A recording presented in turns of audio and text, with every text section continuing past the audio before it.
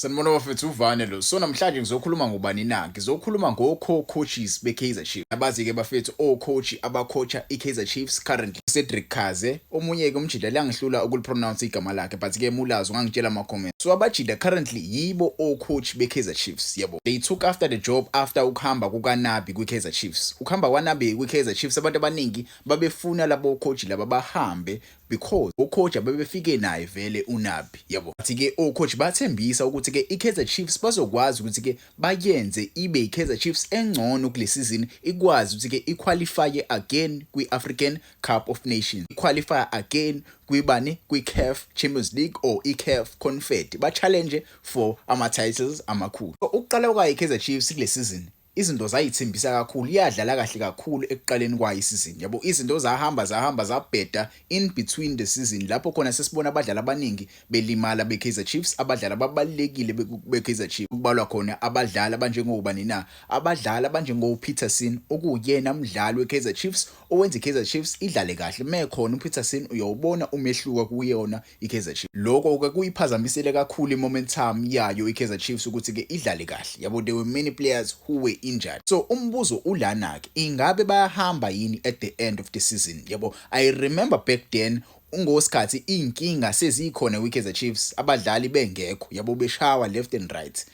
Abafans amaningi ayengekho happy with the two co-coaches befuna behambile. I remember after the game ye-Orlando Pirates versus i-Kaizer Chiefs, lapho khona i-Orlando Pirates ibukisa nge-Kaizer Chiefs ngo-3-0, yabo. After leyo game leyo kwathiwani na, kwathiwa o-coach abahambe, yabo, ama-fans engekho happy. But-ke uKaizer Junior Mtaungo wahamba yokhuluma nobani, noRobert Marawa. I remember that live, I was watching that live, ngiyilalele izinto eyishiwoyo lapha, yabo. So uRobert Marawa wayembuza-ke imbuzo regarding ukuhamba kwe-Kaizer Chiefs iyolanda o-coach abasha, ibheke nje kuyo-coach abakhona currently kwi-Betway Premiership nala e-Africa abazokwazi ukuthi-ke bayicoache i-Kaizer Chiefs, yabo. And wakhuluma nge-success labo coach laba asebenayo kwi-Kaizer Chiefs, izinto abayifunayo in the future for i-Kaizer Chiefs, yabo. Wakhuluma ngani na ngezinto ezinjenge 5-year plan for i-Kaizer Chiefs, yabo, izinto abaplanele zona kuma-contracts wabo. Remember-ke ngizwile ukuthi-ke ama-contracts wabo abakawasayini ama-contracts amasha with i-Kaizer Chiefs.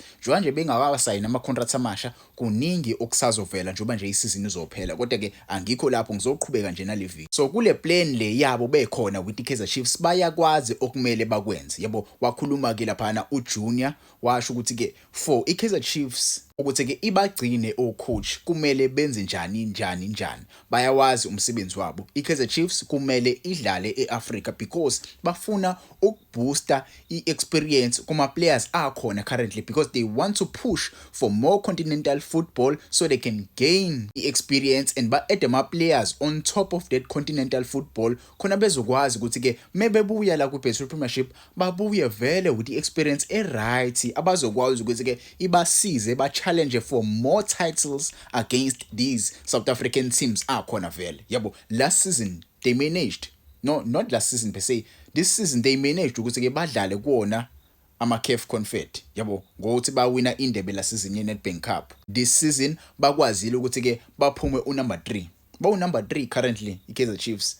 Iwu-number 3 currently, iyodlala kuphi na, iyodlala kwi-CAF Confed, okuyinto vele efunwa i-management yayo i-Kaizer Chiefs. Njengoba nje ifuna ukuyodlala kwi-CAF, mina ngokwami I feel like umsebenzi wabo currently usafe. Umsebenzi wabo usafe. Why ngithi usafe umsebenzi wabo?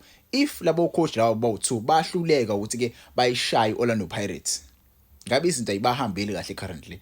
If labo coach bawu-2 bahluleka ukuyishaya iMamelodi Sundowns, ngabe izinto ayibahambeli kahle currently, yabo. Masubheke o-coach bayawina back to back, banama-wins back to back, bayakwazi ukuthi-ke bawulethe u-3 points. Sebeyitholile i-team yabo ezobadlalela kahle, ezobanikeza into e-right, sebeyitholile i-game plan yabo ebanikeza amaphuzu, yabo. So into ikephi na, into iqhamuka la, kuney'ndaba-ke eyiphumile 2 weeks ago.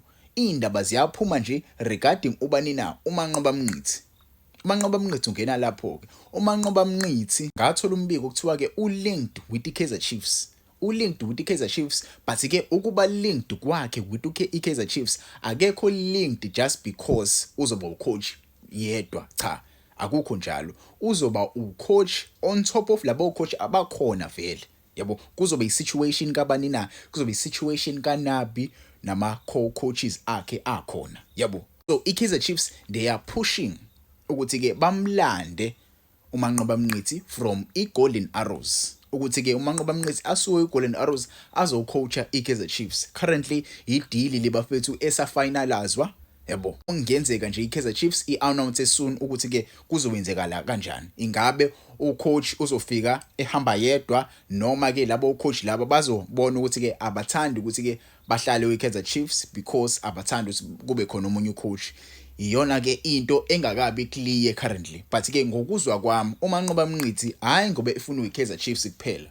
Yabo, ezinye zeindaba engizwile kuthiwa ke kungenzeka naye Orlando Pirates ingene kuyona irace yokumthola uManqoba Mnqithi. Reason why ngisho njalo na abantu abaningi amshole indaba lezi bazoyidismiss. Yes, indaba lezi ekumele vele idismisswe, but ke regarding Orlando Pirates with uManqoba Mnqithi ngiyazi abe i-head coach ku-Orlando Pirates. Uzoba njengobani na? Uzoba njengoMandla Ncikazi.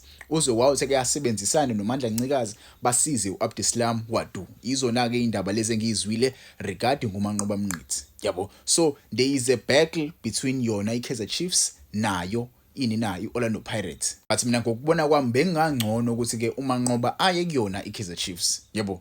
Bengangcono ukuthi aye kuyona iKaizer Chiefs, uAbdeslam Wadu ayitholele itechnical team yakhe right ezokwazi ke imsize. Phela remember uAbdeslam Wadu wafika yedwa kuOrlando Pirates. Njoba nje afika yedwa itechnical team akanayo itechnical team eningi. Yabo, usayedwa umdlali asamlandile from iSteelers. Yabo, lo mdlali analyst aphinde futhi ke abi scouts abadlali. Uyena kuphela umdlali asamlandile lo qhamuka kweSteelers. Yabo, so ukulanda another coach ozomsiza uAbdeslam Wadu, I don't think kuzoba into right leyo.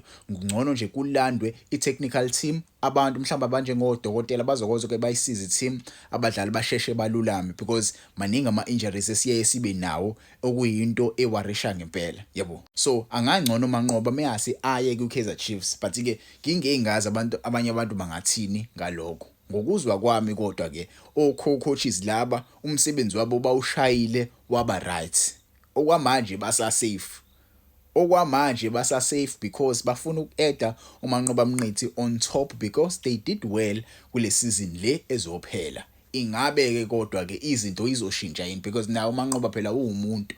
Ingabe uyafuna ukusebenzisana nabantu noma ufuna ukusebenza yedwa. Okuyinto ke le ehlale izoba i-stumbling block kuma decisions amaningi akhona la kwiBetway Premiership. You remember last season Orlando Pirates ayifuna ukusayina uRulani kodwa ke Abdeslam Wadu wayehamba yedwa engenankinga. uRulani wayefuna ukuza netechnical team yakhe kwabilizwe ingxisho wagcina engasasayini. But ke ngingezwa ngani bafethu, what do you think regarding these co-coaches? Should they stay at Kaizer Chiefs or should they leave and Manqoba Mnqithi should come and coach iKaizer Chiefs?